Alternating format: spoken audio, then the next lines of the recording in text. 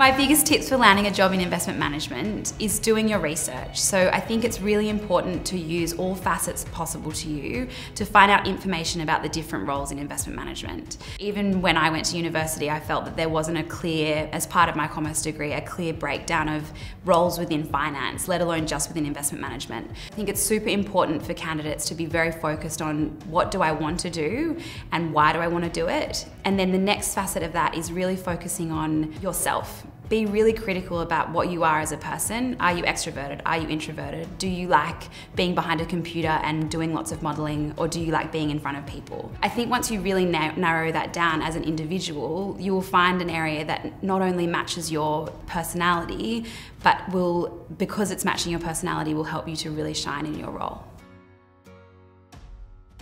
My tips for creating a wonderful CV, and this is a personal thing. I think the first thing you need to remember when creating a CV is that this is a representation of you as a person, and you have to be very focused on that. Make it yourself, make it an application or a reference to your personality. That doesn't mean being like Legally Blonde and creating a pink scented CV.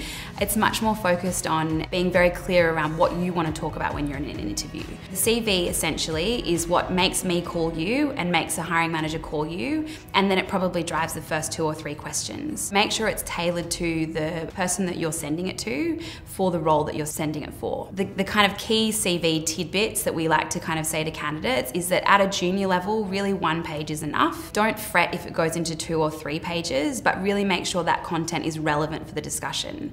More often than not, people aren't going to flip to the 2nd page because they want to understand what you've been doing in the early stage.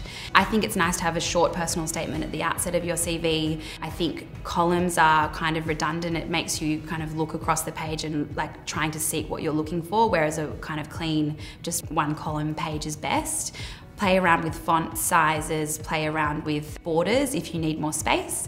Be very clear on company, role, and then the dates within that role, including months.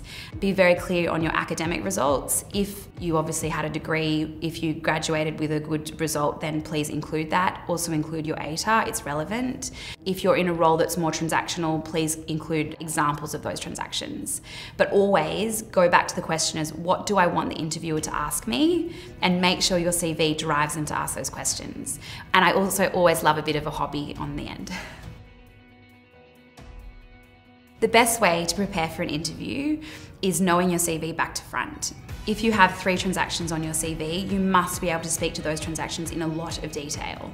If you have more specific examples around a research piece that you've done or a project that you've done in your workplace, that really should be a lot of detail that you can provide to an interviewer. Then you have to do your research. So ask your recruiter and lean on them. And if you don't have a recruiter, try to find out a way around that to find out more information, whether it's really going through the job description in a lot of detail, and be quite critical on what might be the types of questions that they ask me. The next point is know the person that's interviewing you. LinkedIn is an amazing resource, but also Australia has incredible media. So the AFR, a lot of other kind of news that are pertaining just to a super fund industry, for example. There's so much information on Google for you to really find out information about your interviewer.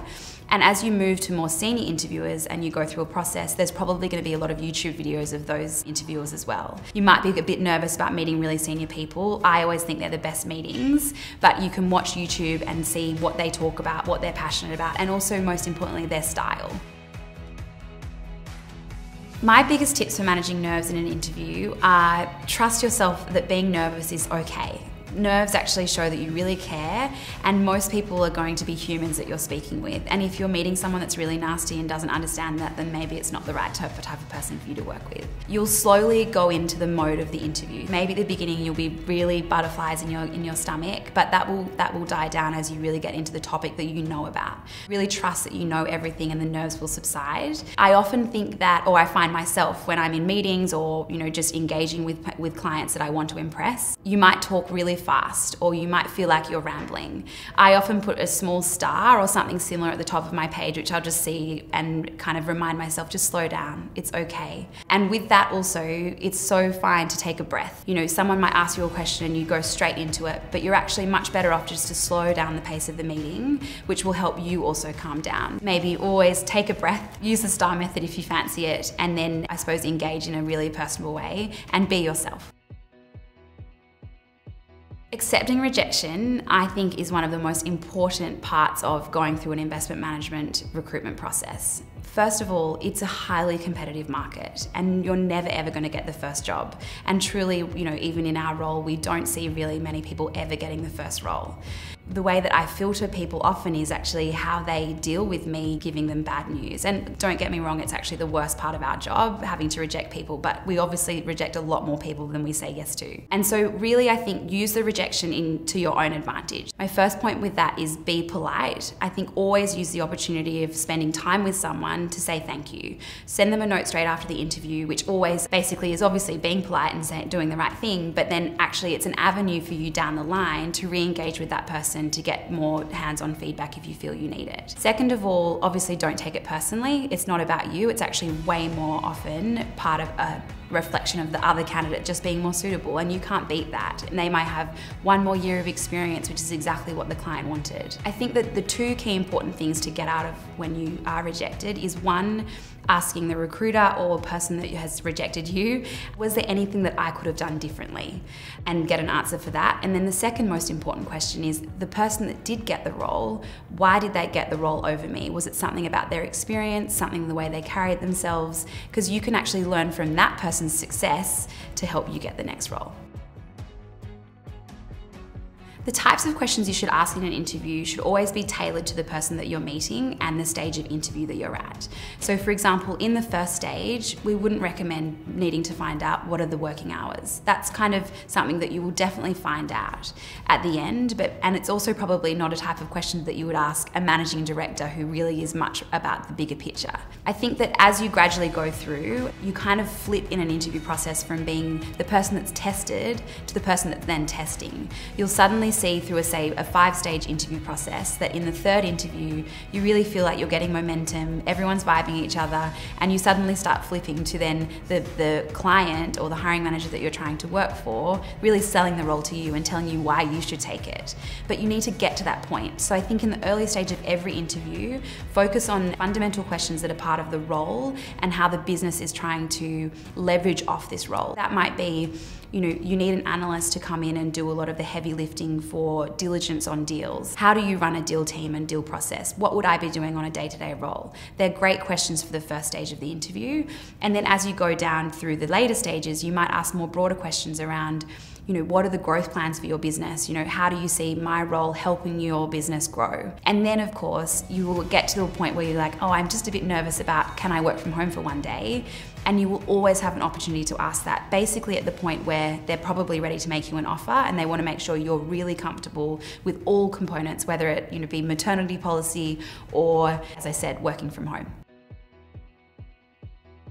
My view is it's really, really important to practice interviews, and that means that you actually need to go through a lot of processes to get the feel of interviewing. As we've said previously, you won't get the first role that you go for, but if you practice, you actually will probably then be in a position where maybe the role that you were really holding out for, you've had 3 other interviews prior to that, which you probably weren't even that sure on, and then you nailed that interview. Whereas if you hadn't have taken any of those interviews because you were waiting for the perfect role, you might not be as prepared as you could have been. I think that people are often really nervous about using others' time, and I think that people really need to understand that hiring takes time, and when a business decides they want to hire, they realize they probably have to spend hours diligencing to speak to candidates in the same way that they think about a deal or an investment opportunity. Hiring someone is an investment for a business and a team, and therefore people who are committed to hiring someone will put in that time and effort. So never feel that because you're half in or half don't understand the role, you're wasting someone's time. As long as you do the same and give them time to prepare,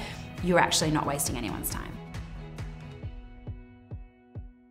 A standard interview process for an investment analyst role at the junior level tends to be focused across probably 3 main components. The first component is initial diligence phase, which would be both for the candidate and the hiring manager. That's going to be an interview that's focused on technical questions, which would be more verbal case study or reasoning questions, and obviously an overview of the role, the business, and then you going through your CV and experience. You probably might have 2 or 3 interviews like that, maybe 2, hopefully, and then you would go into a case study stage. Every business does a case study slightly differently. There's some that might give you, say, a 1.5 to 3 hour kind of block in their calendars, which is where you go into the office, you're given a case, which is normally an example company, and that could be obviously, on both the listed side and the private side, and you then go through a process that you would kind of obviously quite rushed, then create an output and an investment recommendation that you would give back to the people that are on the panel that are interviewing you. There might be others that give you a take-home task where they give you, say, Friday night, they send you a big load of work and you spend the weekend doing it and send it back on Monday, and then have a session that week running through your findings and your investment recommendation. After the case study stage, normally that's when you flip into they really want me. You might then have a subsequent meeting with more senior management. Potentially we could align or set you up to have coffees with other peers within the business to help you find out more about the day-to-day role. But there's kind of maybe 2 or 3 interviews after that are much more fact-finding for everyone rather than formal testing. There may be an HR round depending on the institution, and then it would be offer. At the start of your career, it's very important to develop a career plan. I think that a lot of people feel that getting into a really big brand, no matter what the asset class or what the strategy is excellent. And of course it really is, if that's what your goal is, brand.